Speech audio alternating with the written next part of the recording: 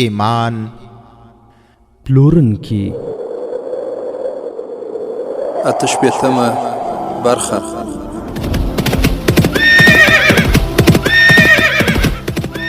د سلطان صلاح الدین ایوبی رحمه الله د دوران رښتینی کیسې. صلاح الدین پر دغه ځمکه پیدا کړه، ته یو بل صلاح الدین پر دغه ځمکه پیدا کړه. الحمد لله وكفى والصلاة والسلام على رسوله المصطفى. اما بعد. ورونو په تیره برخه کې تاسو واوریدل چې سلطان صلاح الدین ایوبی رحمه الله خپل مشاورین او ستر قومندانان راټول کړل او په کرک باندې د حمله کولو پریکړه وشوه. سلطان صلاح الدین ایوبی رحمه الله د خپل پوځ سره کرک ته ورسېد او دا مهم واوریدل چې د کلابندۍ په دویمه ورځ باندې عثمان سارم د هغه ملګری او نور مجاهدی خويندې په کرک کې په شهادت باندې ورسېدي. هغه هم د یو غدار مسلمان د لاسه چې د دوی جاسوسي کړې و. او دا مهم واوریدل هغه صلیبي نجلۍ چې له عثمان سره به هر وخت خبرې کولې او د دې کور ته به ورتله، هغه هم په دغو کسانو کې ووژل شو. او دا مهم واوریدل سلطان صلاح الدین ایوبی رحمه الله ته دا خبر را ورسېده چې په کرک کې د سلطان صلاح الدین ایوبی رحمه الله 15 کمانډویان او هغه نور مسلمانان مجاهدین وو، هغه په شهادت رسېدل. ورونه د تیرې برخې په پای کې موږ دا واورېدل چې دا ځل صلیبیانو قسم خوړلی و سلطان صلاح الدین ایوبی ته به کرک په هیڅ صورت کې نه سپاري. زما فلسطینه زه راځم. سلطان صلاح الدین ایوبی رحمه الله په قوي او ځواکمن مرکز الکرک باندې په داسې توګه ناڅاپي حمله کړې وه چې هغوی د کلا تر محاصرې وروسته خبر شول، خو کلابندي او محاصره مکمله نه وه ځکه دا د 3 لورو څخه محاصره وه. جاسوسانو سلطان صلاح الدین ایوبی ته خبر ورکړی و چې په کلا کې پراته او میشت هندونکي به د مجاهدینو سره یو ځای چې کلا ته ورغلي دروازې خلاصې او یا به دیوالونه وغورځوي. د محاصرې په 4مه یا 5مه ورځ د کلا څخه خبر راغی چې په کلا کې د سلطان صلاح الدین ایوبی کمانډویان او د کلا اوسیدونکي مجاهدین د عملیاتو په ترڅ کې ټول په شهادت ورسېدل او د کلا په عملیاتو کې نجونو هم ګډون کړی و چې یوه پکې عیسایي نجلۍ هم وه. خو ورونو سلطان صلاح الدین ایوبی ته دا هم وویل شول چې د کلا مجاهدین د یو ایمان پلورونکي په وسیله چې ځان یې د مجاهدینو په صف کې ننباسلی و صلیبیانو ته خبر ورکړ. هغوی ورته په لاره کې کمین ونیو او ټول یې شهیدان کړل. دا هم ورته وویل شول چې د کلا د ننه څخه نور د هیڅ ډول عملیاتو او مرستې هیله نشته. ورونو ایمان پلورونکي په هر ځای کې د مسلمانانو سره دغسې غدر کړی. نن هم چې د جابرو مستبدو او مرتدو حاکمانو زندانونه له بېګناه مسلمانانو، مولیانو، عالمانو او نورو مخلصو مسلمانانو څخه ډک دي د دغسې غدارانو له لاسه چې جامه یې د مسلمان او لاندې ترې کافر وي. خیر هیلې ختمېدې ځکه چې کله په شهیدانو کې ځوانان او نجونې وموندل شول نو هغوی هر لور ته د مسلمانانو نیول، بندیانول او زورول پیل کړل، ان تر دې چې نجونې هم ونه بخښل شوې. ځوانان یې ټول د بېګار کمپ ته یوړل، بوډاګان په خپلو کورونو کې بند شول، نجونې د پوځیانو بارکونو ته یوړل شوې. ځینو نجونو ځانونه ووژل ځکه هغوی له دې وېرېدلې چې عزت او ابرو ته به زیان ورسېږي. سلطان صلاح الدین ایوبی په همدې غم او فکر کې و چې د کلا دننه عملیات به د مسلمانانو لپاره ډېر درانه او زیانمن تمام شي. کله چې هغه د کلا د سرښندونکو د قربانۍ او ځان تېرېدنې څخه خبر شو نو خپلو مرستیالانو ته یې وویل دا ټول زیان او تاوان د یو ایمان پلورونکي په وسیله شوی. یو خاین او غدار د دومره پوځ او لښکر کار په ټپه ودراوه. یو لوري ته هغه خلک دي چې د الله جل جلاله او ازادۍ لپاره یې ځانونه قربان کړل، بل لوري ته هغه غلامان او ایمان پلورونکي دي چې خپل ایمان یې د صلیبیانو او کفارو په قدمونو کې کېښود. دا خاینان او غداران غواړي د اسلامي تاریخ لوری بدل کړي. لکه عیناً چې سلطان صلاح الدین ایوبی رحمه الله د اوس زمانې په وخت کې دا خبره کړې وي. ایمان پلورونکي یوې خواته او د الله د دین مجاهدین بلې خواته. سلطان صلاح الدین ایوبی له غوسې څخه ودرېد او خپل رون یې په څپېړه ووهه او یې ویل زه به انشاء الله که ژوندی وم ډېر ژر به پرېک نیسم او غدارانو ته به سزا ورکوم. د اطلاعاتو ادارې مرستیال زاهدان په همدې وخت کې خیمې ته راننوت. سلطان صلاح الدین ایوبی ورته په غمجنه لهجه وویل نن شپه باید کلابندي مکمله شي. زه اوس تاسو ته وایم چې کوم ګروپونه باید د کرک شاته ولاړ شي. خو ورونو زاهدان وویل د بې وخته خبرې بخښنه غواړم ښاغلی امیر. اوس شاید تاسې خپله محاصره مکمله نه کړای شي ځکه چې موږ وخت بې ځایه تېر کړی. سلطان صلاح الدین ایوبي وپوښتل آیا تا کوم نوی خبر راوړی؟ زاهدان په زغرده دا خبره وکړه تا چې په کومه بېخبري کې دښمن لاندې کړی و له هغې څخه دې پوره ګټه وانخیسته. سلطان صلاح الدین ایوبي خپلو مشرانو او کشرانو ټولو قومندانانو او چارواکو ته ویلي وو چې هغه بادشاه نه دی، هغه ته باید ښکته او ټیټ نه شي، خپلې رایه باید په پوره ازادۍ سره ورته ووایي او خپلې ګوتنیونې هم باید بېویرې وکړي. زاهدان په همدې خبرو عمل کولو. بله دا چې هغه په دې سیمه کې د اطلاعاتو او جاسوسي ادارې مشر او مسؤول و. د هغه مثال د هغې سترګې په شان و کوم چې په تیارو کې هم لیدل کولی شي. هغه د داسې غوږ په شان و چې د خپلو مجاهدینو او سرښندونکو په وسیله د څو کیلومترو څخه د دښمن ګنګوسې هم اورېدې. ورونو سلطان صلاح الدین ایوبي د هغه په اهمیت او قدر پوهېده. هغه ته دا هم څرګنده وه چې پرته له بریالۍ جاسوسۍ څخه جنګ ګټل امکان نه لري، خصوصا په داسې حالاتو کې چې صلیبیانو په اسلامي امت کې د جاسوسانو او رنګکارو جال خپور کړی و. سلطان صلاح الدین ایوبي ډېرو تکړه او هوښیارو جاسوسانو ته اړتیا درلوده چې هغه په دې ډګر کې پوره بریالی او کامیاب هم و. د هغه د جاسوسي ادارې درې چارواکي علي بن سفیان او د هغه دوه مرستیالان حسن بن عبدالله او زاهدان سرښندونکي او تکړه جاسوسان. هغوی په دې ډګر کې د صلیبیانو ډېر پلانونه خنثی او شنډ کړي وو. ورونو زاهدان په دغه صحنه کې وویل تاسې ته څرګنده وه صلیبیانو د کرک د کلا ساتنه کلکه او سخته کړې وه او هم یې څه برخه پوځ د کلا څخه بهر هم ځای په ځای کړی و. تاسې ته دا ویل شوي وو چې د باندې پوځ محاصره ماتوي. د جاسوسانو له راپورونو څخه دا څرګندېده چې دا ځل جګړه به د کلا څخه د باندې وي. خو بیا هم تاسې محاصره مکمله نه کړه. د همدې حالت څخه دښمن ګټه پورته کړه. سلطان صلاح الدین ایوبي په چټکتیا سره وپوښتل نو هغوی اوس حمله او برید کړی؟ زاهدان وویل تر نن ماښام پورې به صلیبي لښکر هغه ځای ته راشي چیرې چې زموږ پوځیان نشته. زما همسنګر ملګرو چې کوم احوال راوړی دی هغه دا دی چې صلیبي پوځ به اوښسپاره او اسپاره وي، پیاده او پلي ګروپونه به کم وي. هغوی به د محاصرې ځای ته راځي، بیا به پښې او چپ لوري باندې بریدونه او حملې کوي. زموږ محاصره به ماتیږي، د صلیبیانو شمېر هم زیات ښودل کېږي. ورونو د اسلام ستر زړور مجاهد سلطان صلاح الدین ایوبي رحمه الله وویل زه تا او ستا همسنګرو ملګرو ته آفرین او شاباسۍ وایم چې دا احوال یې راوړی دی. زه پوهېږم چې دا کار څومره سخت او خطرناک دی، خو زه تاسې ته ډاډ درکوم چې صلیبي پوځ کومې خالیګاه ته راځي هغه به په همدې خالیګاه کې ختموم.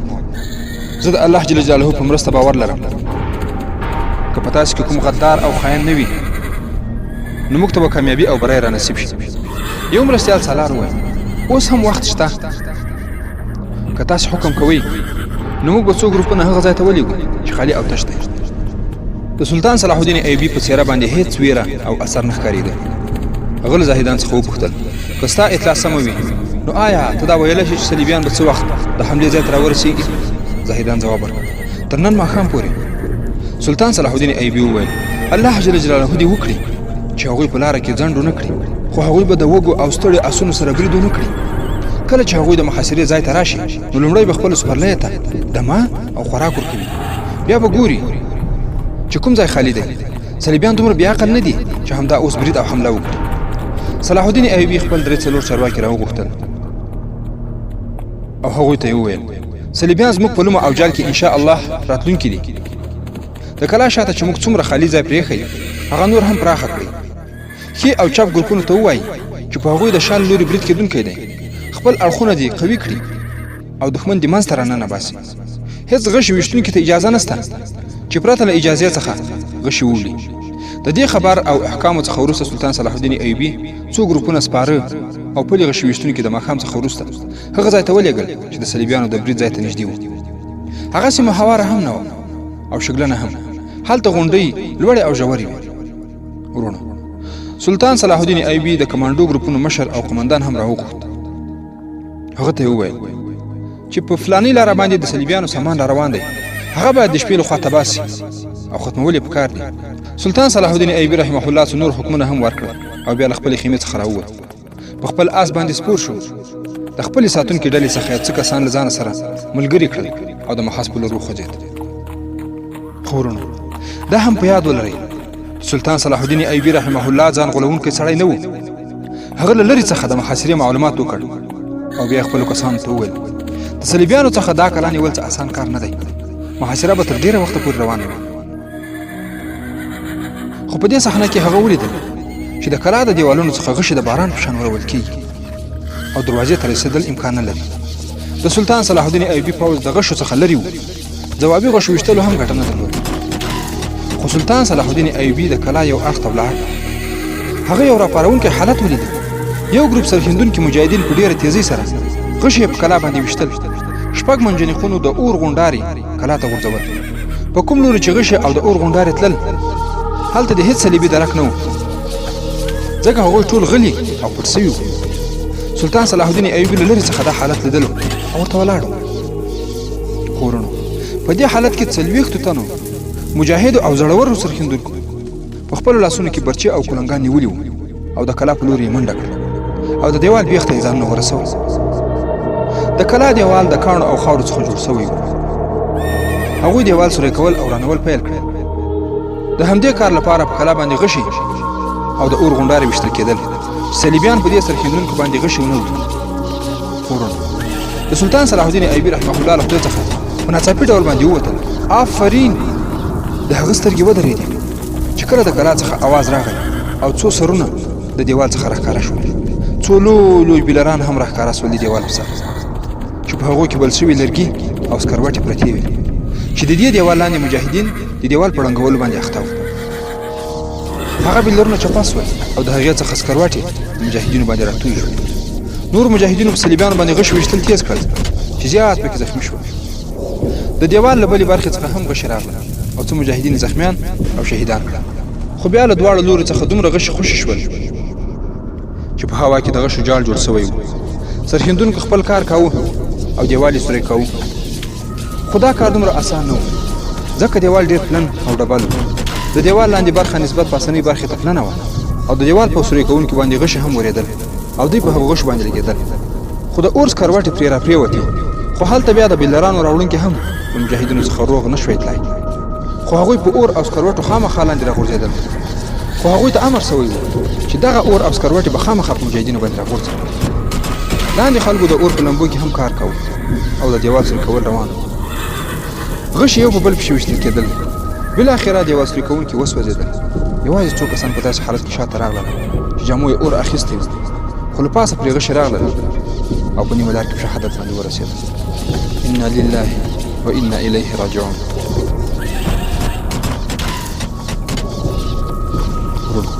دا د هغه وخت سلطان صلاح الدین ایوبي رحمه الله زړور مجاهدین وو چې د الله د دین لپاره په سکروټو باندې ورختل. هېڅ یو هم ژوندی پاتې نه سو. د دې څخه وروسته 10 سرښندونکي بیا د دیوال په لوري باندې په منډو شول او هلته یې ځان ورسول. هغوی په ډېره چالاکۍ سره د دیوال څخه ډبرې ویستلې. له پاسه په دوی باندې هم د اور څخه ډک بیلرونه راخالي شول. خو صلیبیانو ځانونه داسې راکاږه کړي وو چې د مجاهدینو په غشي باندې ولګېدل. پر ځای د دې چې شاته وغورځي مخ ته راولوېدل او په خپل بل شوي اور کې لولپه شول. خو لاندې بیا د دیوال له سوری کوونکو څخه هم څوک ژوندي پاتې نه شول. سلطان صلاح الدین ایوبي خپل آس ته پونده ورکړه او د دې ګروپ قمندان ته ورغی او ویې ویل پر تا او ستا په سرښندونکو کې د الله جل جلاله رحمت وي. د اسلام تاریخ په د دې مجاهدینو یاد تل تازه ساتي چې خپل ځانونه یې وسوځول. سمدستي دا طریقه خوښه کړه او شاته راشه. دومره په چټکتیا سره غش او انسانان مه ختموه. صلیبیان د دې کلا د ساتلو لپاره دومره قرباني ورکوي چې ما د هغې تصور هم نه کاوه. قمندان وویل موږ به هم داسې قرباني ورکړو چې د صلیبیانو په تصور کې به هم نه راځي. دیوال به له همدې ځای څخه ان شاء الله نړول کېږي او تاسې به له همدې لارې څخه کلا ته ننوځئ. خو ورونو سلطان صلاح الدین ایوبي وویل الله جل جلاله دې ستا ارمانونه پوره کړي. خپل مجاهدین خوندي وساته. صلیبیان د باندې څخه حمله کوونکي دي. تاسې به د کلا څخه د باندې جګړه کوئ. محاصره کلکه او سخته کړئ. صلیبیان به موږ له لوږې څخه ختموو. دا مجاهدین شاته راوستل شول.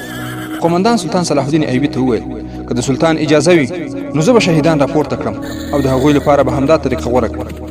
سلطان صلاح الدین ایوبي رحمه الله وویل ښه ده خو هېڅ شهید باید پاتې نه شي. ورونو اسلامي امیر ټول امیران همدغسې وفا لري چې حتی خپل شهیدان هم د جنګ په ډګر کې نه پرېږدي. ښه په عزت او وقار سره یې راستنوي. سلطان صلاح الدین ایوبي د هغه ځای څخه ولاړ. مجاهدینو چې شهیدان په څه توګه راپورته کړل، هغه خپله یو ولوله راپارونکی او احساساتي حالت، ځکه نور کسان هم پرې شهیدان شول. خو سلطان صلاح الدین ایوبي لرې تللی و. هغه به له ځان سره بیرغ نه ګرځاوه چې دښمن ته یې ځای معلوم نه شي، خو هغه په یوه غونډۍ باندې وخوت او څملاست چې دښمن یې ونه ګوري. هغه ته د کلا دیوال او هغه سیمه ښکارېده چیرې چې د هغه پوځ ځای خالي پرېښی و. هغه ټوله سیمه ولټوله او معلومات یې ترلاسه کړ، خو په همدې معلوماتو کې د لمر سترګه پرېوته او ماښام شو. هغه د احوال راغی چې د هغه د حکم په اساس سپاره او پولې غشي ویشتونکي دې لوري ته را روان دي.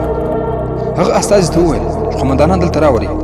کله چې قومندانان راغلل نو د کمنډوی سرښېدونکو مشر هم ورسره و. هغه ته سلطان صلاح الدین ایوبي لارښوونه وکړه او په هماغه لوري یې واستوه. بیا نورو قومندانانو ته هم لارښوونې وکړې. ورونو، ستر زړور او فاتح مجاهد سلطان صلاح الدین ایوبي رحمه الله د جګړې په لومړۍ کرښه کې و.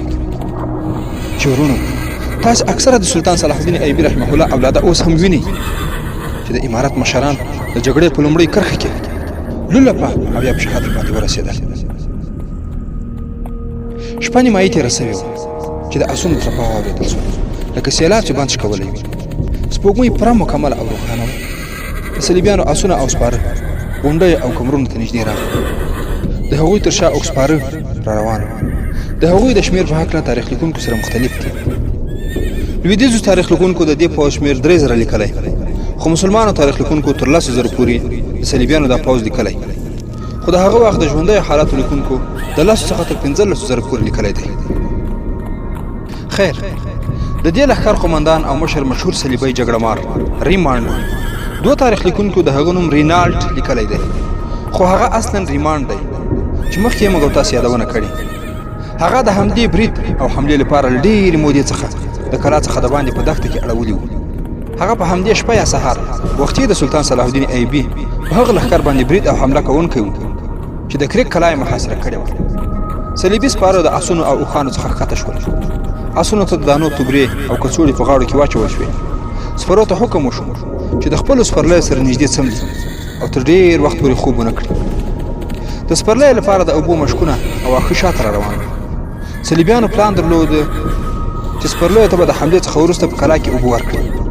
د سلطان صلاح الدین ایوبي څارونکو صلیبیان ښه په څرګند ډول ولیدل او تر سترګو لاندې یې کړل. هغوی په دې وېرېدل چې دومره ځواک به کلابندي او محاصره ماته کړي. سهار لا تیاره و. صلیبیانو ته ځان تیارولو او سمبالولو حکم وشو، ځکه دا د حملې او برید لپاره ځان برابرول و. هغوی د یو لوی سب او لیکې په شکل مخ په وړاندې را روان شول چې کله لومړی لیکې او سب حرکت وکړ، د شا له خوا څخه پرې د غشو باران پیل شو. په کومو سپرو چې غشي ولګېدل هغوی په اسونو رانسکور شول او ځینې لاندې را پرېوتل. په کومو اسونو چې غشي ولګېدل هغوی بې واکه شول او هر لوري ته وتښتېدل. اوښان چې کله را روان شول په هغوی کې ګډوډي او بې نظمي پیل شول. صلیبي قومندانان هېڅ نه پوهېدل چې دا څه وشول او دا ګډوډي ولې جوړه شوه. هغه د غصې په حالت کې چیغې او نارې پیل کړې. زخمي اسونو او اوښانو داسې واویله او ګډوډي پیل کړه چې په ټول لښکر یې ویره او ډار وکړ. کله چې د سهار روښنایي شوه، صلیبیان پوه شول چې د سلطان صلاح الدین ایوبي رحمه الله په لومه او جال کې نښتي دي.